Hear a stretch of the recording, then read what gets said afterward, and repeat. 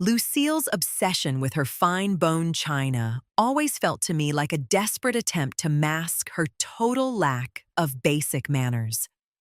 We were all sitting in her dining room, bathed in the glow of a crystal chandelier that was entirely too large for the space, celebrating what her side of the family called the grand family reunion dinner.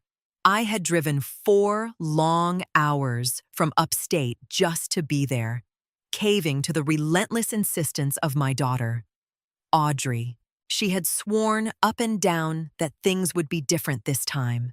I was a fool to believe her.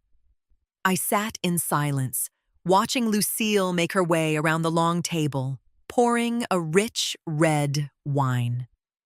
She filled her son Spencer's glass, then Audrey's, and moved on to her nieces and nephews. When she finally reached my chair, she breezed right past me without so much as a glance in my direction. She casually set the bottle in the center of the table and sat down, smoothing out her skirt. "Oh, Helen, my apologies," Lucille said. The smile on her face didn't come close to reaching her eyes. "I completely forgot you aren't used to this caliber of wine. You'd be better off pouring yourself some tap water from the pitcher. We wouldn't want you spilling and staining the tablecloth. I seriously doubt a specialty dry cleaning bill fits into your monthly budget." Spencer let out a quick, snorting laugh before taking a sip from his glass. I looked straight across the table at Audrey. My daughter instantly averted her eyes, suddenly finding her piece of steak utterly fascinating. She didn't say a single word in my defense. At 65 years old, the blatant disrespect from my daughter's mother-in-law didn't really surprise me anymore. But Audrey's cowardly, complicit silence, that was a gut punch. I didn't cry. I didn't raise my voice. I simply picked up my linen napkin, dabbed the corner of my mouth, and folded it neatly next to my plate. The dinner had barely begun, but my appetite had completely vanished, replaced by a crystal-clear understanding of exactly where I stood in this family. The clinking of expensive silverware against porcelain echoed through the dining room. Not a single person made the slightest effort to loop me into the conversation, which naturally revolved around the supposed financial brilliance of Spencer's family tree. Lucille never missed an opportunity to slip in a backhanded compliment. She droned on about how well-bred families always knew how to stick together and build wealth, heavily implying that my life as a quiet widow was synonymous with failure. Well, at least Audrey was lucky enough to marry into a family that understands how to get ahead in life, Lucille announced loudly, beaming at her son. Because, let's be entirely honest, if they had to rely on whatever inheritance her mother could scrape together, they'd be living in some run-down apartment on the wrong side of the tracks. That was the final straw. Not because it offended me, but because it was a completely ridiculous, laughable lie. The sprawling, 4-bedroom colonial in a premium school district where Audrey and Spencer lived, I bought it. The deed was in my name, paid in full using my entire life savings and my late husband's life insurance policy. I had let them live there rent-free since the day they got married so they could start their lives together without a mortgage hanging over their heads. I pushed my chair back. The harsh scrape of wood against the hardwood floor instantly silenced the entire table. "Helen, where are you going? I haven't even served dessert yet," Lucille said, her voice dripping with fake concern. "I'm finished here," I replied calmly, keeping my posture perfectly straight. "Enjoy the rest of your evening." I walked down the hallway toward the guest room where I'd left my bags. I didn't rush. I didn't slam any doors. Behind me, I could hear Lucille's indignant murmurs and Spencer's nervous whispering. I knew it wouldn't even take a full minute for my daughter to come chasing after me, not to check on my feelings, but to do damage control for her picture-perfect image. I was zipping up my overnight bag when the guest room door flew open. Audrey stormed in, quickly clicking the door shut behind her so the voices from the dining room couldn't drift in. Her jaw was clenched tight, her arms crossed over her chest. "Mom, what on earth are you doing? You are humiliating me in front of Spencer's whole family. You can't just storm away from the dinner table because you got overly sensitive about a comment." I didn't stop folding my cardigan.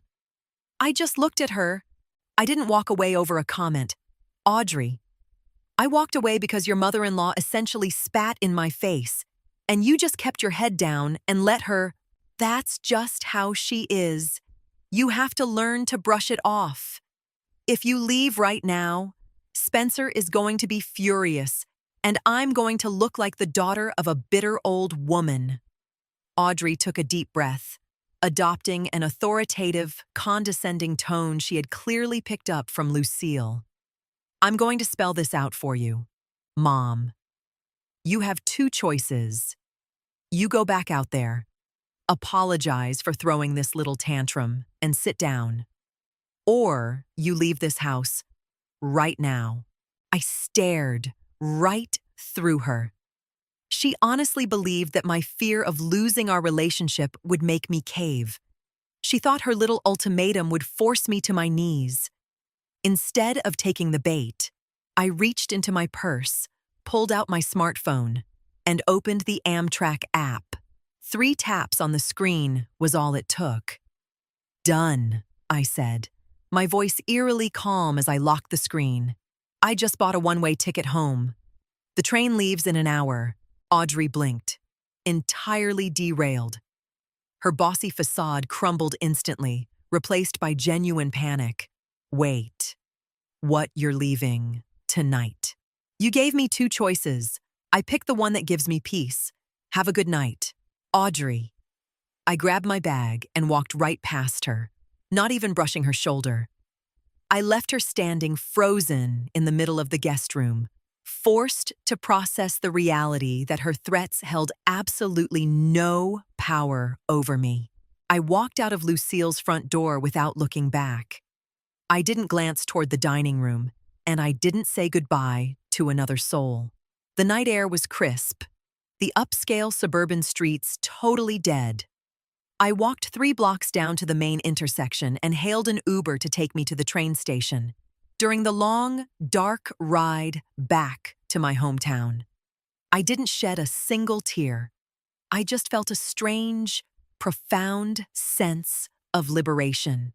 As the shadowy trees blurred past the train window, my mind went to work. I thought about the beautiful house Audrey and Spencer lived in. I remembered the day I handed them the keys. "This is to help you build your future," I had told them. I never charged them a single dime in rent. They didn't even pay the property taxes. I cheerfully wrote a check for $14,000 every January to cover it. Spencer pulled down a 6-figure salary, but he preferred blowing his money on flashy Rolexes and luxury car leases to impress his mother, safe in the knowledge that he didn't have to pay for the roof over his head.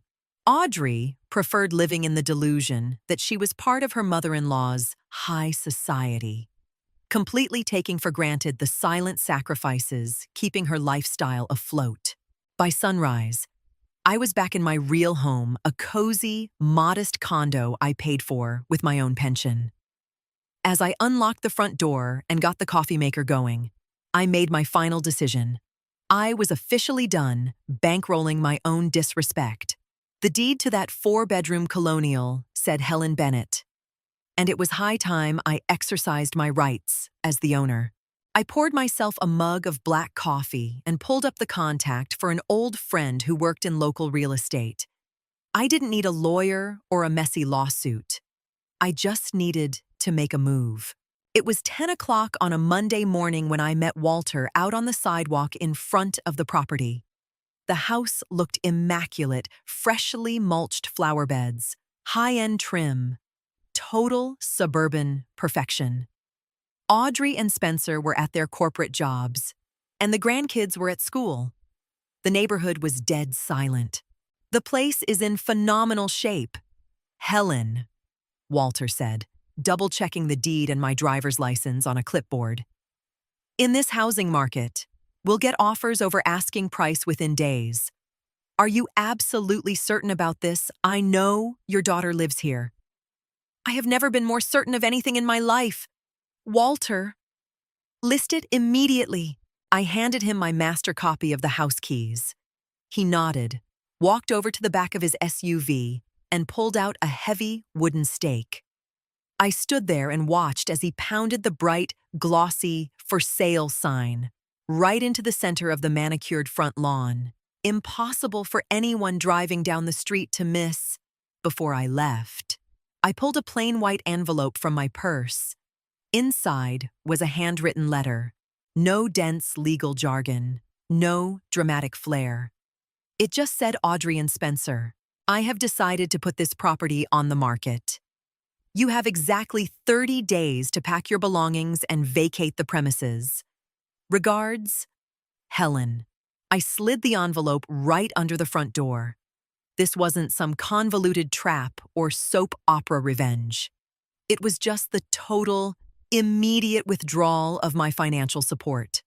For a decade, I had handed over my life's work in exchange for their utter indifference. Now, I was liquidating that asset to fund my own peace of mind. I walked back to my car with a bounce in my step. The clock had started ticking, and I was no longer taking their calls. It was 6:30 p.m. when my cell phone absolutely exploded. I was out on my balcony, watering my potted pothos. I set the watering can down and glanced at the screen. It was Audrey. I let it ring until it hit voicemail. Immediately after, a call from Spencer came through. I ignored that one, too. On Audrey's third frantic attempt, I finally swiped to answer, keeping my voice completely flat and neutral. Hello. Mom! What the hell is going on? Audrey shrieked into the receiver. I could hear car doors slamming in the background. They had clearly just pulled into the driveway. There is a massive real estate sign in my front yard and a psychotic note shoved under my door. Have you lost your mind? It's not your yard, Audrey. It's my house. And no, I haven't lost my mind. In fact, I don't think I've ever been thinking more clearly. The house is going on the market.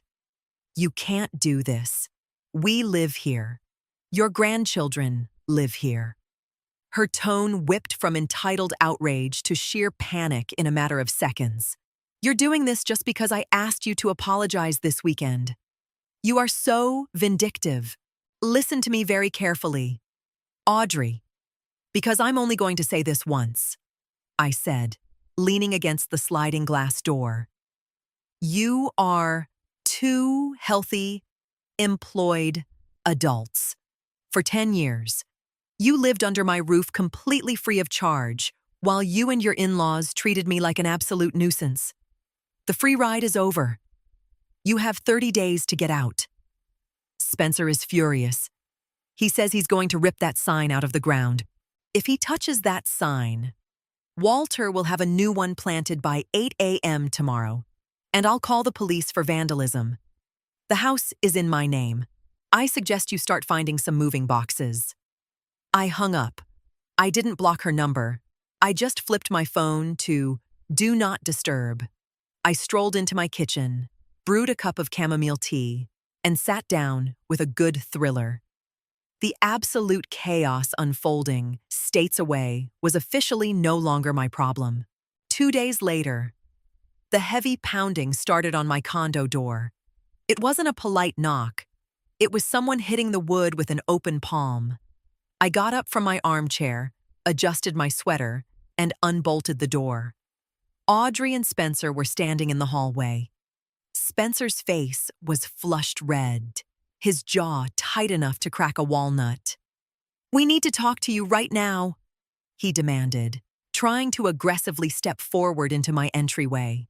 I planted my feet firmly in the threshold, physically blocking him from coming inside. I was not about to let their toxic energy cross into my safe space. "You can talk from right there. I can hear you fine." "Helen, this is totally out of line," Spencer began, using that commanding, indignant tone that usually made Audrey shrink. You can't just toss us out on the street. Do you have any idea what rent costs in our zip code right now? It's over $4,000 a month. We can't afford that. You gave us that house as a wedding gift. I let you use the house. Spencer, the deed never changed hands. And if your six-figure salary isn't enough to cover rent in that zip code, then you'll just have to find a cheaper neighborhood that actually reflects your reality, rather than the wealthy fantasy you've been selling your mother. Audrey burst into tears, a tactic that, years ago, would have broken my heart. Mom, please, just take the sign down. I promise Spencer will talk to Lucille and make her treat you better. Please don't do this to us. I don't need my son-in-law to negotiate my dignity for me. Audrey, my mind is made up. I'm going to use the equity from the sale to fund my retirement. You have 28 days left. I highly suggest you spend them bubble wrapping your dishes, instead of driving all the way out here to argue with me in a hallway. I shut the door slowly and firmly in their faces. I didn't yell. I didn't hurl insults. I stepped away from the peephole and listened to Spencer loudly cursing in the hallway before their heavy footsteps finally retreated toward the elevators. My boundary was set in stone. The month flew by. I didn't give them a single inch. Walter called to tell me we already had 2 cash buyers in a bidding war.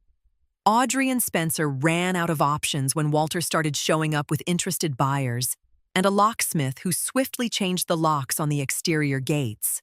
Faced with the reality of not having enough liquid cash for a first, last, and security deposit on a new rental, Spencer made the most predictable choice imaginable. On the afternoon of day 30, they packed their luxury SUV with their most essential suitcases and drove straight to Lucille's sprawling estate. After all, Lucille never shut up about the grandeur, wealth, and deep loyalty of her bloodline. Surely, she'd welcome them into one of her many empty guest suites with open arms. Audrey would later confess to me via a very cold, detached text message exactly how that night played out. They pulled into Lucille's grand circular driveway in the pouring rain. Spencer hopped out first, confidently ringing the doorbell, completely assuming his mother would wave her magic wand and fix the disaster that they believed I had caused. Lucille opened the heavy oak door, wearing a silk robe. She looked at the designer suitcases piled on her porch, then at her son, and finally at Audrey, who was standing miserably in the rain with the kids. The smug air of superiority never left Lucille's face, but her eyes sharpened into daggers as the reality of the situation set in. The consequences had just arrived at her doorstep, and Lucille was not the kind of woman who inconvenienced herself for anyone. What exactly is the meaning of this? Spencer, Lucille asked, crossing her arms and physically blocking the doorway. Spencer tried to flash his usual charming smile. Mom, my crazy mother-in-law actually kicked us out of the house. We just need to crash here for a couple of months while we find a decent place. You've got plenty of room. Lucille eyed the wet luggage. Then, she locked eyes with Audrey. The woman who had allowed her own mother to be publicly humiliated just to fit in with this family was about to learn a brutal lesson. Spencer, Lucille said, her voice dropping to a freezing, calculated pitch. You know that you and my grandchildren will always have a sanctuary in this home. You are my blood. But I am not running a charity hostel. I will absolutely not have Audrey living under my roof. It is exhausting enough tolerating her at dinner parties. I do not have the space or the patience to harbor that woman's daughter. Audrey felt the concrete porch drop out from under her feet. She looked desperately at her husband, waiting for him to step up to tell his mother that if his wife wasn't welcome, then neither was he. Instead, Spencer stared down at his expensive loafers, grabbed a small duffel bag, and muttered, Audrey, it's just for a little while. Maybe just grab a cheap motel, or go grovel to your mom and see if she'll let you sleep on her couch. The kids need stability. Spencer walked right past her, ushering the kids inside the warm foyer. Lucille looked at Audrey one last time, smirked, and shut the heavy front door right in her face. The elite family that Audrey had thrown her own mother under the bus for had just discarded her like trash, the literal second she stopped being a financial asset. It's been 8 months since the sale closed. The money is sitting safely in a high-yield account, generating enough interest that I don't have a single financial worry in the world. I bought new furniture for my condo, and I finally booked that trip to the Oregon coast I'd been putting off for a decade. Audrey didn't move back in with me. I made it explicitly clear that my home was not a backup rescue plan. She currently rents a cramped studio apartment near her office. We met up for coffee a few weeks ago. She looked thinner, the light in her eyes a little dimmer, but she was drastically more rooted in reality. She told me she's filing for divorce. Spencer proved exactly who he was, showing that his loyalty only extended as far as his mother's wallet and his own personal comfort. I see my grandkids every other weekend. I take them out for ice cream, spoil them at the park, and buy them new sneakers when they outgrow the old ones. I am their grandmother, not their ATM. As for Audrey, we maintain a cordial but guarded relationship. You can't just magically erase the damage of watching your child side with your bullies. She knows now that my generosity comes with very hard, non-negotiable limits. If my twilight years have taught me anything, it's that a mother's love does not require her to be a doormat for others to wipe their muddy shoes on. I didn't need aggressive lawyers, loud, screaming matches, or theatrical revenge plots. All I had to do was remember what was legally mine, enforce my boundaries, and never look back. Today, I drink my morning coffee in a home that is entirely mine, and I swear it has never tasted sweeter. Sometimes, the ultimate act of self-love isn't demanding respect at the top of your lungs. It's simply cutting the funding for the people who take you for granted. This whole ordeal reminded me that being family doesn't mean being a martyr, and unconditional love should never, ever be confused with unconditional tolerance for abuse. We don't need resentment or dramatic blowouts to stand our ground. Often, it is more than enough to gather up your self-worth, draw a line in the sand, and quietly walk away. Finding peace of mind usually requires making incredibly tough choices and letting go of people who only love you for what you can do for them. But taking back the reins of your own life, that's a reward you simply can't put a price tag on.